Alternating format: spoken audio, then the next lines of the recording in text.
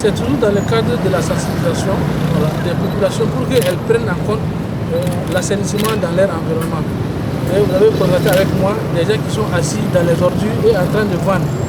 Quand c'est des articles solides ou bien des articles qui ne sont pas comestibles, encore ça va. Quand vous regardez, le monsieur il est assis, il y a juste les mouches qui sont sur les aliments, et ça ne fait pas bien. Et si l'environnement est sain, quand ils ont commencé à nettoyer, vous êtes témoin, comment l'environnement a changé du coup. Donc ce soir, ils sont sortis pour dire à ces riverains, on les a permis de s'installer. C'est-à-dire que tu viens la journée, au cours de la journée, les déchets que tu as produits là, tu dois les ramasser et les mettre dans des poubelles qui sont là pour ça. Désormais, celui qui va vraiment salir, soit on lui interdit carrément l'accès, ou on va le verbaliser. Il faut que les gens participent vraiment à l'assainissement. Et tout le monde y gagne. En termes de santé, en termes d'environnement, tous les jours, c'est le même problème. Des tas d'immondices. Comment on peut s'accommoder avec le désordre? Vraiment, nous demandons à la population de nous aider pour qu'on puisse, l'argent que l'on doit mettre dans l'assainissement, qu'on puisse mettre ça ailleurs.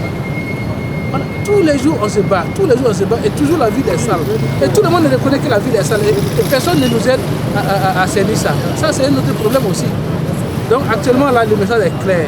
C'est-à-dire, ça sera comme ça désormais. Les organisations vont prendre en charge. Si on voit quelqu'un qui salit et qui ne nettoie pas là, la personne va être verbalisée et si ça persiste, carrément, on lui interdit l'accès du site.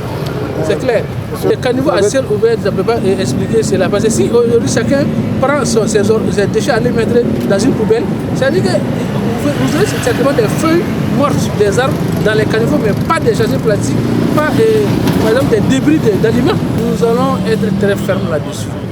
L'assainissement, la population doit prendre ça en charge aussi. Faciliter la tâche des autorités communales, faciliter la tâche des autorités de notre pays. Le chef de l'État tient beaucoup à l'assainissement et tous les jours nous sommes interpellés.